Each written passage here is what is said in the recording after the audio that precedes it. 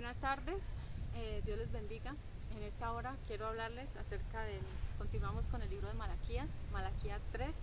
Vemos que es un capítulo que tiene tres temas, digámoslo así, se divide en tres partes y así mismo lo estamos tomando. Hoy nos toca el capítulo 3, versículos 6 al 12 y el tema es el pago de los diezmos. Vemos que este ha sido un tema muy controversial a través de los tiempos y en nuestro tiempo aún más. ¿Por qué? Porque hay temas que la gente no quisiera que se tomaran en la Biblia, que quisieran como evitarlos, tanto los predicadores como los oyentes. ¿Sí? ¿Por qué? Porque tal vez si hay algo que no me gusta, simplemente como que lo pasamos y queremos continuar. Cuando la Biblia de Dios, la palabra de Dios, tenemos que tomarla toda, o sea, no solamente una parte de la Biblia, sino que toda la Biblia es inspirada por Dios, y el tema que sea que nos toque tomar, así sea el adulterio, el infierno, la condenación, las mentiras, el pago de los diezmos, o sea cual sea el tema, el pecado, lo que sea, tenemos que tomarlo por igual, y no por eso desechar la palabra de Dios, no por eso desechar las sagradas escrituras, sino que debemos de tomarla, de atesorarla en nuestro corazón, obedecerla, aceptarla con gozo, con amor, con alegría, y sobre todo la obediencia a la palabra de Dios. Dice así el pago de los diezmos. Dice, porque yo Jehová no cambio, por esto hijos de Jacob no habéis sido consumidos. Bien, uno de los atributos de Dios es que Dios es inmutable, es uno de los atributos de Dios, es decir, que Él no cambia, Él es el mismo ayer, hoy y por los siglos de los siglos. Es decir, que Dios no es que un día amanezca bien, de buenas, de buen ánimo, y al otro día amanezca mal, amanezca con depresión, con impaciencia. No, Dios siempre es el mismo. Nosotros sí somos diferentes, ¿cierto? Nosotros un día podemos ofrecerle algo a alguien y después al tiempo, no, ya no te lo doy, es mío, y cambiar de opinión, o sea, cambiamos de opinión rápidamente, ¿cierto? Nos pasa pues así como podríamos decir como la chimoltrufia, ¿cierto? Que yo como digo una cosa digo otra, ¿cierto? Así somos nosotros, pero Dios no es así. Dios dice que en Él no hay no hay cambio ni sombra de variación. Él es el mismo, sí, Él es el Padre de las luces. Entonces tenemos la seguridad, la certeza de que Él es un Dios incambiable, que adoramos y servimos a un Dios maravilloso que no está cambiando, no está mutando día a día. Eso debe ser para nosotros un motivo de gran esperanza, de gran alegría, ¿sí? Porque si Él nos dijo que nos iba a salvar, que hay una salvación, que está el reino de los cielos, es porque así es. Él dijo, voy a preparar una morada para ustedes, ¿cierto? Eso nos dijo el Señor Jesús, y nosotros tenemos que tener la plena seguridad de que si estamos en Cristo, permanecemos en Él y morimos en Él, todo lo que Él nos dijo en su palabra que nos iba a dar, Él nos lo va a dar. O sea, debemos estar totalmente convencidos de eso, ¿sí? Porque Él es inmutable, es incambiable. Entonces es un motivo de gozo, de gran alegría para nosotros. Bien, dice, porque yo Jehová no cambio, por eso hijos de Jacob no habéis sido consumidos. Es decir, que porque Jehová no cambia, este pueblo que ha fallado, el pueblo que se ha desviado de los caminos del Señor, ya hubiera sido consumido. O sea, los motivos que ellos le han dado para que Dios actúe en juicio contra ellos han sido bastantes, ¿sí? Porque han sido desobedientes, muchos ya hubieran muerto, ¿sí? De los que están aquí recibiendo esa palabra. ¿Por qué? Porque han ofrecido al Señor lo que han querido, han sido adúlteros, fornicarios, idólatras, todas estas cosas han tenido ellos. Pero porque Jehová no cambia, por eso no han sido consumidos. ¿Por qué? Porque la misericordia de Dios es para siempre. Dice, por esto hijos de Jacob no habéis sido consumidos. Y ahí está hablando, no les dice, no les llama el pueblo de Israel, sino que les dice Jacob, hijos de Jacob. ¿Y Jacob quién era? El engañador, ¿cierto? Que Dios le cambió el nombre, ¿verdad? A Israel. Sin embargo, ellos andaban a veces como los hijos del engañador, ¿sí? Cuando hay ciertas cosas que no cambian, que no permiten que el Señor les cambie, pues el Señor ve que aún hay mucho que hacer en ellos, hay mucho que trabajar en ellos, en su personalidad, en su forma de ser, en su obediencia, porque han sido rebeldes a la palabra de Dios y desobedientes. Versículo 7 dice: desde los días de vuestros padres os habéis apartado de mis leyes y no las guardasteis. Entonces, desde hace muchos años, para ellos ahí se habían apartado del Señor. Y cuando el Señor les dijo, anden en mis caminos, y vemos que el pueblo de Israel cada rato estaba intentando tentar a Dios con las palabras, con las acciones. Ellos cada ratico se estaban desviando del Señor, de la voluntad de Dios, de lo que Dios les había dicho. Dios les había dado una serie de mandamientos, de leyes, de preceptos, pero ellos se habían alejado de Dios desde hace mucho tiempo. Dice, desde el día de vuestros padres. O sea, no era nada nuevo que ya estaban apartados, no era nada nuevo de que ellos se habían desviado, sino que dice, te habéis apartado de mis leyes y no las guardasteis. Dice, volveos a mí y yo me volveré a vosotros, ha dicho Jehová de los ejércitos. Sí, el Señor les dice, pero aún hay tiempo. Dios es un Dios de las segundas oportunidades. Dios da oportunidad.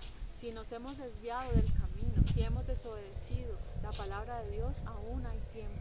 Estamos a tiempo de arrepentirnos y de volver nuestro corazón a Dios. Hay tiempo, hay oportunidad de cambio. O sea, el Señor, y es un llamado que hace, volveos a mí. O sea, nosotros somos los que tenemos, si nos hemos apartado del Señor, no es el Señor el que tiene que volver a nosotros, somos nosotros los que tenemos que volvernos a Él, porque fuimos nosotros los que nos apartamos del Señor. Entonces es un llamado que el Señor hace a volvernos a Él. Volveos a mí y yo me volveré a vosotros, dice el Señor.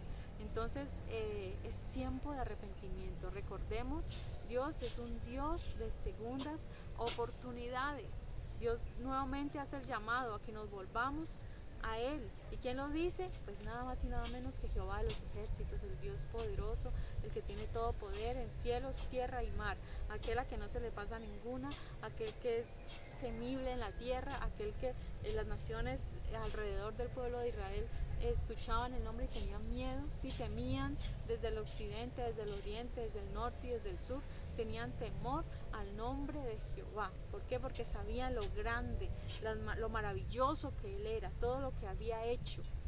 Entonces tenían ese miedo las demás naciones. Pero dice, quien habla es Dios de los ejércitos, y el pueblo de Israel continúa con su insolencia preguntando, mas dijiste, ¿en qué hemos de volvernos? O sea, ellos ni siquiera se están dando cuenta de cuán apartados estaban del Señor. Ellos ni siquiera se habían dado cuenta que al Señor no le estaban ofreciendo lo mejor, sino las obras, habían desobedecido. Hace rato estaban desviados, empezando por el mismo sacerdocio que ya estaba corrupto. Entonces ellos hacen esa pregunta, ¿no? Una pregunta terca. ¿En qué? Y hay personas así que están en pecado, pero es tanta la ceguera espiritual que no les permite ver su condición pecaminosa. Es tanto el pecado, tanta la venda, tanta la maldad, que están sus mentes entenebrecidas, que no se dan cuenta del gran pecado en el cual están en peligro de muerte, están en pecados graves. Es tiempo de volverse a Dios, pero ellos aún preguntan, ¿en qué hemos de volvernos? No hay peor ciego que el que no quiere ver, no hay peor ciego que el que no vea en dónde, en qué punto necesita arrepentirse. Entonces el Señor hace una pregunta, ¿robará el hombre a Dios? Es una pregunta que tal vez decimos, tal vez así a la ligera podemos decir no, nadie puede robar a Dios. Pero mire lo que el Señor responde, pues vosotros me habéis robado. O sea que la respuesta a esta pregunta, ¿cuál es? Sí se puede, sí se puede. Y ellos lo estaban haciendo, ellos estaban robando a Dios. Dice, pues vosotros me habéis robado. Entonces ellos preguntan, dice, ¿en qué te hemos robado? Sí, sí, te hemos robado. ¿Y en qué? Nuevamente las preguntas, ¿cierto? Las disputas entre Dios y su pueblo. El Señor diciendo algo y el pueblo refutando. Sí, pero ¿cómo? ¿En qué? O sea, no atienden lo que el Señor les está diciendo, sino que simplemente ellos quieren como justificarse. A ver, explícamelo claramente porque no entiendo. O sea, se hacen como que, no, no es conmigo. O sea, si te hemos robado, pero ni cuéntame, me había dado. O sea, sí, como cuando a uno Dios le está hablando la palabra, muchas veces nosotros vamos a la iglesia, el Señor nos está hablando una palabra y nosotros miramos para los lados a ver a quién le está cayendo el mensaje. Y no nos damos cuenta que esa palabra es para nosotros. Y siempre estamos mirando al vecino, al familiar, sí, esto es para él, qué pesar que no vino, ese mensaje de hoy era para mi amigo, mi hermano, y no vino, tristemente, y nunca es para nosotros, sí, eso nos pasa a todos, es la triste realidad, pero esto le pasaba al pueblo de Israel, sí, eso no son cosas que solamente el pueblo de Israel padecía, no, pasa hoy en día. Dice, y dijiste, ¿en qué te hemos robado? Entonces el Señor dice, en vuestros diezmos y ofrendas. Entonces es algo muy serio, ¿no? Digamos el diezmo y la ofrenda, podemos decir, eso es parte de la ley. Bueno, empecemos con que allá los hijos de Adán y Eva ofrecieron a Jehová, ¿cierto? Ofrendas, ¿cierto? Abel ofreció, Caín ofreció, ambos ofrecieron a Dios, ¿cierto? Vemos ahí que desde mucho tiempo el Señor demanda ofrendas del pueblo, de sus hijos, de su creación, ¿cierto? Vemos que Abraham también dio diezmo, ¿cierto? A Melquisedec. Vemos que Jacob dio también diezmo, dice, de todo lo que me dieres daré el diezmo. ¿Y quién le había enseñado que era el diezmo? ¿Cómo sabían que había que dar el diezmo, el 10%? Ya conocieron a Moisés, ya habían leído la Torá. Para ese momento no existía Moisés aún. Sin embargo, el principio del diezmo estaba desde antes de la ley. Y si estaba desde antes de la ley, quiere decir que perdura hasta nuestros días, hasta después de la ley, ¿sí? Dice, y muchos pueden decir, pero ¿cómo así? ¿Cómo así que tenemos que... Pero en el Nuevo Testamento no aparece ningún texto que diga que hay que seguir diezmando. Pero si tal vez usted diga, muéstreme un texto donde diga que hay que diezmar, muéstrenme ustedes o alguien que sepa, que me diga dónde dice que ya no hay que diezmar. O sea, si fue abolido todo, ¿dónde dice? No, ya no hay que diezmar, esto fue parte de la ley, ya déjenlo así. Mire, el diezmo, si bien en los días, en este tiempo, durante la ley, era algo obligatorio. Dice el pago de los diezmos. Era algo así como cuando uno paga un impuesto, que es obligatorio, ¿cierto? Es obligatorio pagar un impuesto. Asimismo, el pago de los diezmos era algo obligado, era algo que se tenía que hacer, era parte de la ley, ¿sí? Hoy en día, digámoslo, no es algo así como tal, como una obligación como tal, pero es algo más de amor y de obediencia y de darlo con alegría, porque si vemos el principio es el mismo, el principio de dar proporcionalmente a lo que uno gana es el mismo. Dice así, versículo 9, dice, malditos sois con maldición, porque vosotros, la nación toda, me habéis robado. Hay una palabra fuerte de maldición y que ninguno de nosotros quisiera escuchar eso. Y a muchos hermanos hoy en día podemos decirles, predicar esta palabra. Y recuerdo un hermano de la iglesia que decía, yo cuando leí esa palabra,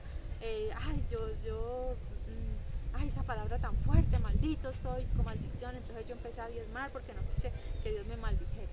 Bueno, primero que todo, esta palabra fue en su momento para el pueblo de Israel, ¿sí? Porque estaba hablando de la nación toda, o sea, la nación toda tenía la obligación de llevar los diezmos, ¿sí? Eso está claro. El Señor no nos está diciendo a nosotros o a nuestro pueblo, digamos a nuestro país, ustedes son malditos porque toda la nación han robado, no, porque primero que todo entre nosotros, en nuestro país, no todos nuestros países son cristianos, ¿cierto? Sino que del país, digamos una población, un 10, un 20, un 30, no sé, la cantidad de cristianos en cada país, ¿cierto? Pero no es una obligación, si lo vemos como una obligación de dar el diezmo. Para el pueblo de Israel era una obligación durante la ley, durante ese tiempo, dar el diezmo, o sea, era una obligación, ¿sí? Era parte, dice la nación toda, o sea, toda la nación debía hacerlo. ¿Qué pasa? Nosotros ahorita como iglesia, como pueblo de Dios, el Señor no nos ha maldecido, no ha dado una palabra de maldición para nosotros, ¿sí? ¿Por qué? Porque vemos que el Señor, al contrario, nos dice, bendito sea el Señor y Padre de nuestro Señor Jesucristo, que nos ha bendecido con toda bendición espiritual en los lugares celestiales en Cristo Jesús. O sea, para la iglesia hay bendición, no hay maldición. O sea, para el Señor Jesucristo se hizo maldición por nosotros.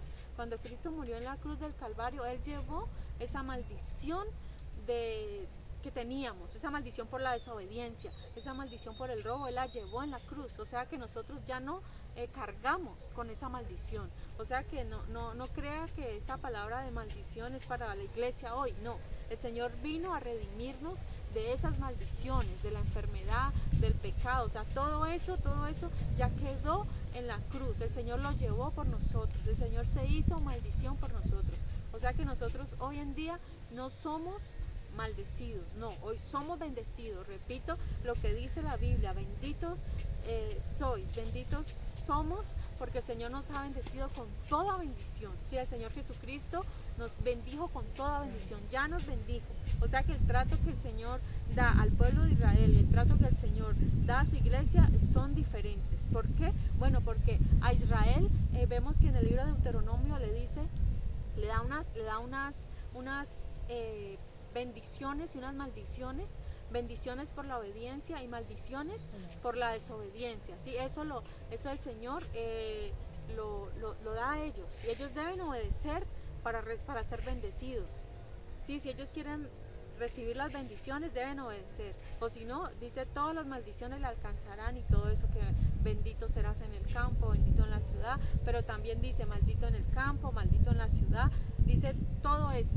¿Sí? A la iglesia no, a la iglesia no se le trata así, sino que a la iglesia desde ya se le trata como un adulto responsable. El Señor nos trata a nosotros como maduros, como personas que ya no somos niños, que necesitamos de un ayo, ¿sí? Sino que nos trata como personas maduras, responsables, que el Señor confía en nosotros, que el Señor confía en que nosotros vamos a obedecer. Que eso quiere decir que como Él ya nos bendijo, nosotros debemos obedecer la palabra de Dios, ¿sí? ¿Por qué? Porque ya nos bendijo, porque el Señor Jesucristo, lo mínimo que nosotros podemos hacer luego que Él nos bendijera, que Él muriera en la cruz por nosotros, es obediencia a Él, obediencia, dar con alegría. Lo que hagamos es aún más con alegría. Bien, dice versículo 10, trae todos los diezmos al alfolí y haya alimento en mi casa. Y probadme ahora en esto, dice Jehová de los ejércitos, si no os abriré las ventanas de los cielos y derramaré sobre vosotros bendición hasta que sobreabunde. Bien, allí dice que todos los diezmos, ¿sí? Se debían llevar al alfolí. Bueno, ¿qué era el alfolí?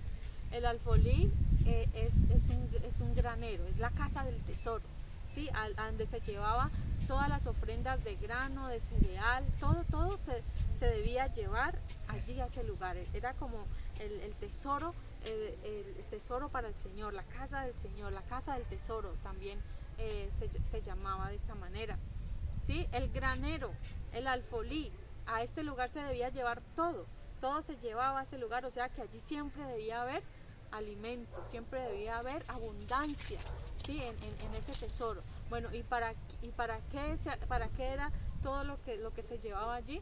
Bueno, la Biblia habla de que una parte era para los levitas, ¿sí? Para el sustento de los levitas y sus familias. ¿Por qué? Porque ellos no habían recibido heredad. Todas las otras tribus habían recibido tierras heredad, pero ellos no la habían recibido. Entonces a ellos les correspondía, ¿por qué? Porque ellos trabajaban en el templo, ellos servían en el templo, a ellos les tocaba parte de los sacrificios que se ofrecían en el templo, parte de los holocaustos se debían ofrecer, una parte era para ellos. También dice, eso en cuanto al alfolí, en cuanto al grano y todo esto, era para el sostenimiento del templo, ¿verdad? Ya existía el templo, ya había sido reconstruido para este momento, el segundo templo, ¿no? Porque el primero ya sabemos que el templo de Salomón, con toda su gloria, había sido destruido. ¿Por qué? Por causa del pecado de Judá e Israel.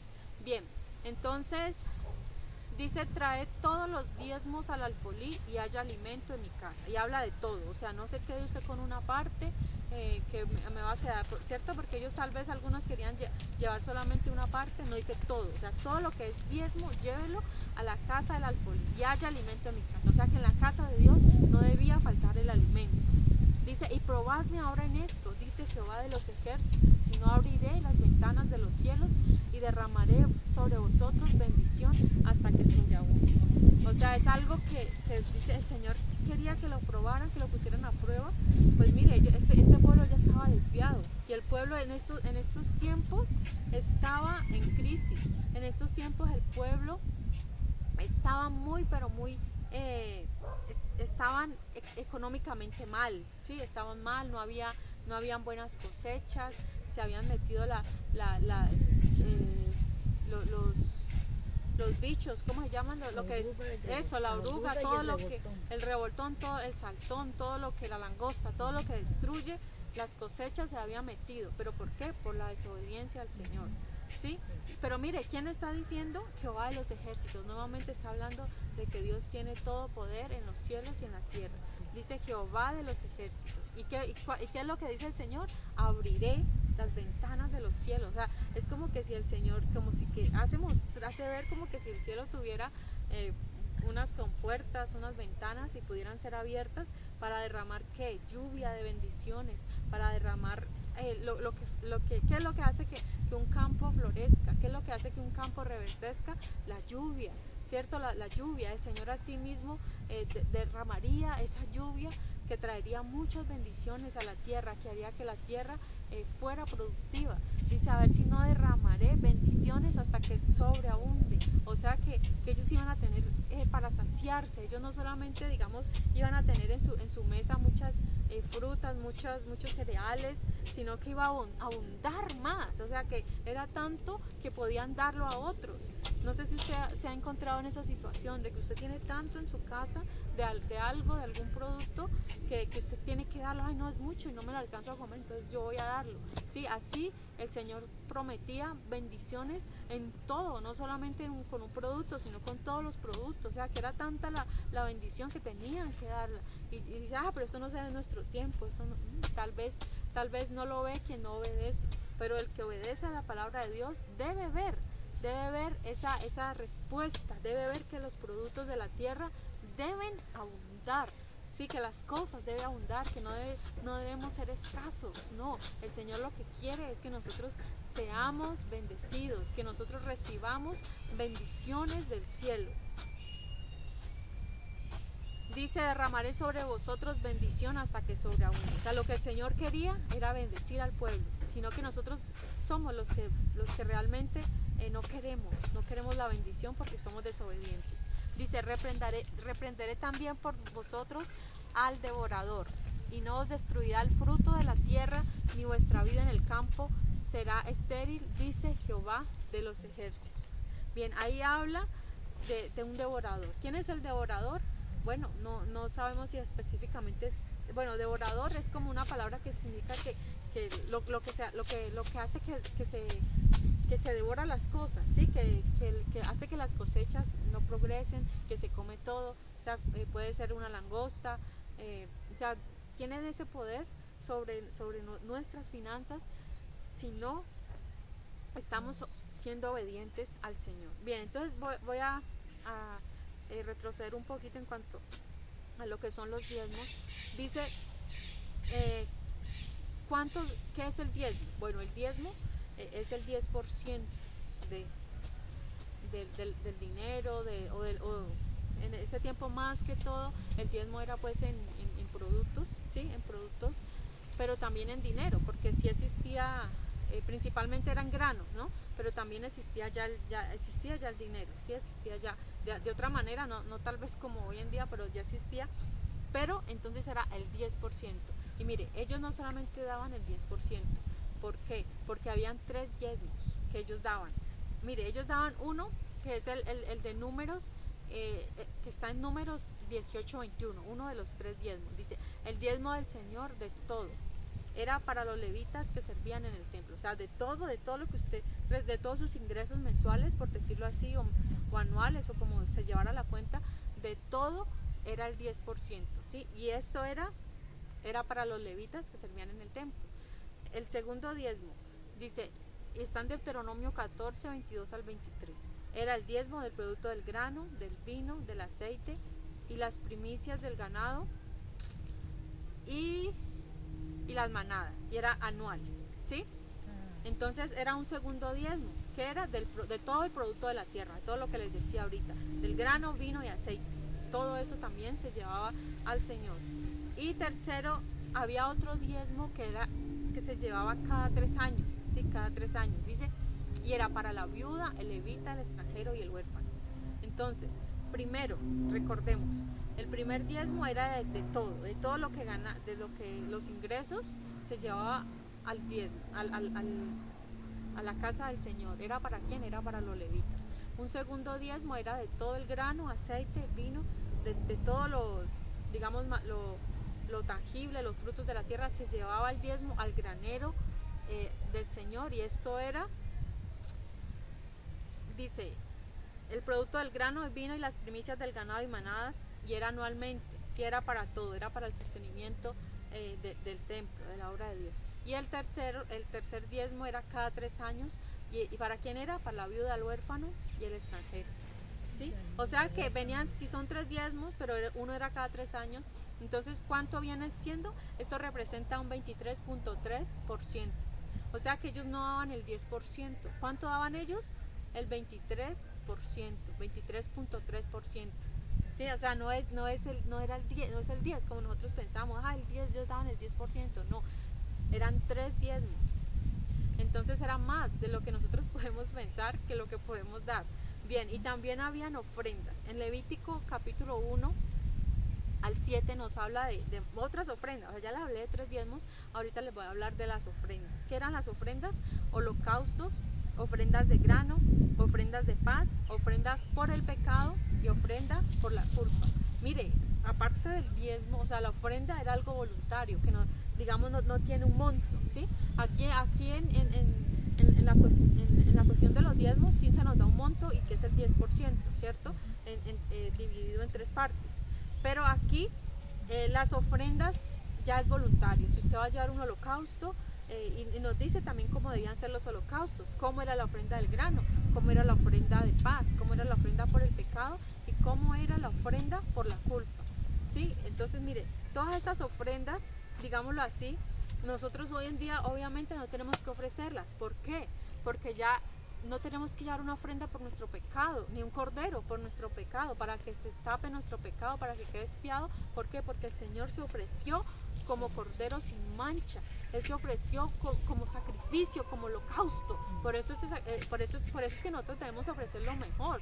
¿Por qué? Porque Jesús fue lo mejor. Jesús se entregó como el cordero sin mancha, sin pecado, puro, de sangre. O sea, él no vino a otra cosa a la tierra. Él no vino a que lo aplaudieran, a que lo alojaran en los mejores hoteles, a llenar estadios. No, él no vino a nada de eso. Él vino a ofrecerse a sí mismo expiación por nuestro pecado. Él vino él mismo a hacerlo. O sea, si él le estaba dando al pueblo de Israel todas estas recomendaciones de cómo debían ser los sacrificios, es porque él un día iba a cumplir con todas las especificaciones que él pedía. Si él pedía que se llevara el cordero sin defecto de 1 año, o sea, todo lo que él pedía era porque él mismo lo iba a cumplir con su propia vida, ¿sí? Entonces por eso es que él exigía lo mejor, por eso es que él exigía del pueblo que diera lo mejor, porque él sabía que lo mejor de él estaba reservado.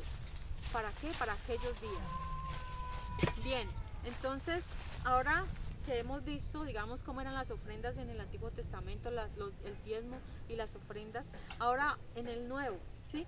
Que es ya lo que, digamos, nos incumbe, pues algunos predicadores dicen, nosotros estamos del otro lado de la cruz, ¿cierto? Del lado de acá de la cruz, no estamos del lado de allá antes de Cristo, sino al lado de acá, ¿cierto? Estar del lado de acá tiene ventajas.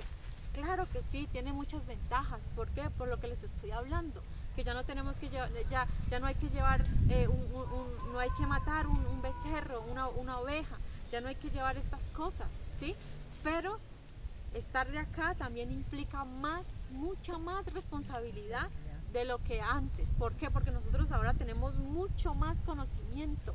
Antes el conocimiento para los profetas era muy limitado. Los sacerdotes, ellos esperaban a un Mesías Redentor, pero ellos no sabían muchas cosas, no les había sido revelada. Nosotros ya contamos con la revelación total, ya el velo se descorrió. Nosotros ya sabemos que Jesús hace más de 2000 años vino, murió por nuestros pecados. Sabemos que estamos prontos al rapto de la iglesia, y luego de eso será la segunda venida de Cristo. O sea, nosotros ya estamos de este lado y ya la revelación es total. Digamos, cuando el libro de Apocalipsis se abrió la revelación, ya no había ya como eso que estaba tapado, que Daniel se le dijo, pero tú cierra las palabras porque no son para tu tiempo. No, aquí está ya todo descubierto, o sea, ya no hay un velo, ya el velo se descorrió totalmente. O sea que nosotros ya tenemos la revelación. Por eso nadie puede decirnos en nuestro tiempo: ay, es que yo tuve una nueva revelación, es que algo nuevo, es que vi algo asombroso. Mire, toda la revelación ya está dada en la Biblia. ¿Sí? Si algún predicador, viene un terremoto, viene un tsunami, viene esto, mire, pues nosotros ya lo sabemos. Nosotros ya sabemos que viene el megaterremoto, o sea, nosotros ya lo sabemos. No hay necesidad de que un nuevo profeta nos diga y que nos dé una fecha errada, porque eso es lo que pasa hoy en día. Salen profecías, ¿y qué pasa? No.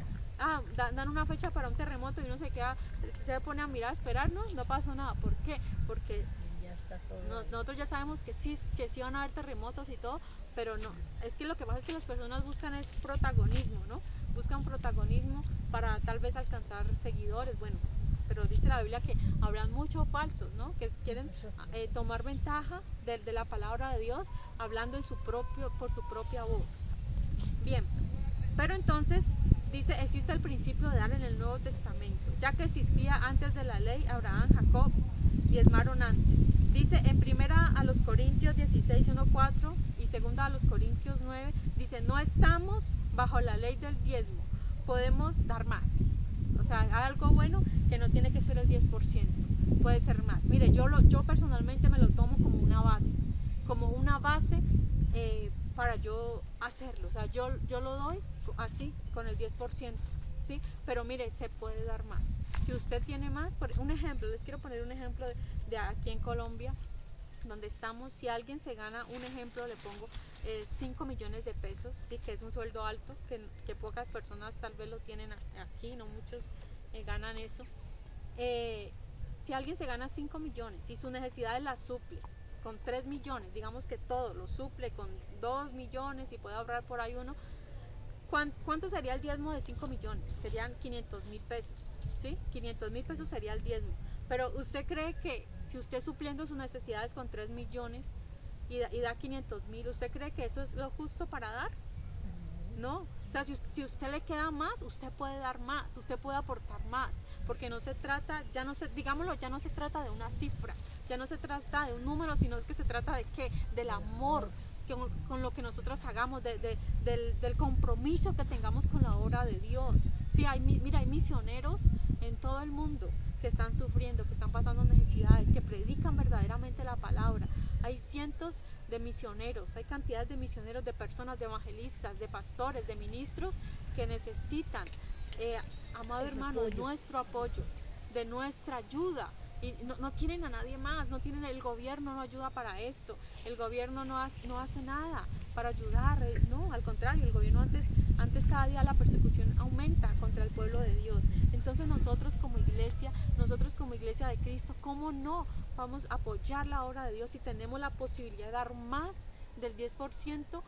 La buena noticia es que podemos hacerlo, que no tenemos que sujetarnos a un número, a un precio, a un monto, sabiendo que podemos dar más. Entonces es algo voluntario, y recordemos que cuando la gracia implica más, ¿sí? En la ley, digámoslo así, la Biblia dice, cuando el Señor le dice, no adulterarás, ¿sí? Que era el adulterio, cometer el acto sexual, ¿cierto? Pero ¿qué le dice acá con Jesús. Jesús dijo, mas yo os digo, cualquiera que mira a una mujer para codiciarla, ya pecó, ya adulteró con ella en el corazón. O sea que es más, o sea, es como todo está amplificado. Sí, aunque es la gracia, es más. En el Antiguo Testamento, cuando la Biblia nos dice que amarás a nuestros, que se amaba a los amigos y que se podía aborrecer a los enemigos, acá en el Nuevo dice que si alguno odia a su hermano, es homicida. Es reo de muerte. Sí, exacto, es reo de muerte y es homicida. O sea, no necesito yo matar a alguien físicamente para ser un homicida. Con odiar a mi hermano ya estoy cometiendo homicidio. Entonces mire que la ley implica más. Si antes se daba el 10%, entonces ahora todo es del Señor. O sea, siempre, si nosotros comprendemos que solamente somos administradores, que no somos dueños de nada, que es lo que tenemos aquí hoy, es temporal. O sea, un día le vamos a dar cuenta a Dios de todo, o sea, de nuestra mayordomía. O sea, todo esto es absolutamente temporal, es temporal. Entonces, ¿cómo no nosotros ser fieles a Dios en lo poco? Que Él nos dará lo mucho, ¿sí? Entonces, dice también, hay muchos que cuestionan que es que los pastores que no trabajan, que esto y lo otro. Bueno, yo quiero hacer una pregunta. Un pastor, lo normal, o sea, lo normal en los pastores, yo sé que algunos que no han estudiado, pero lo normal en los pastores es que hayan estudiado 5 años en un instituto o en una universidad o en un seminario para ser teólogos, porque muchos son teólogos, ¿sí? 5 años. ¿Usted cree que eso no es gratis? O sea, si hay algo que jamás una carrera que va a encontrar gratis, muy difícil, es la carrera de teología, estudios bíblicos. ¿Qué pasa?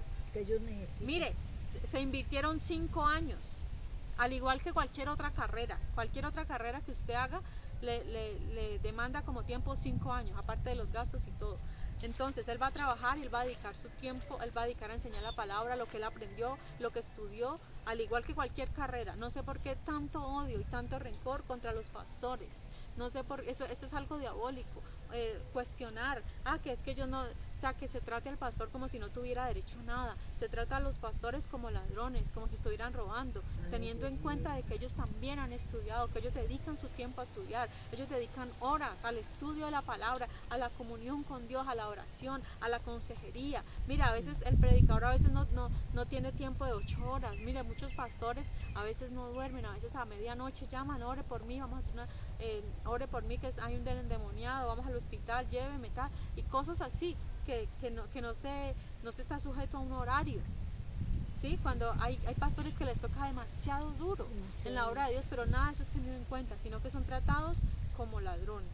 Entonces, mucho cuidado si usted es de esas personas que habla mal del pastor. ¿Por qué? Porque a Dios le va a dar cuenta por lo que usted está hablando y por las veces que usted ofende a los siervos de Dios.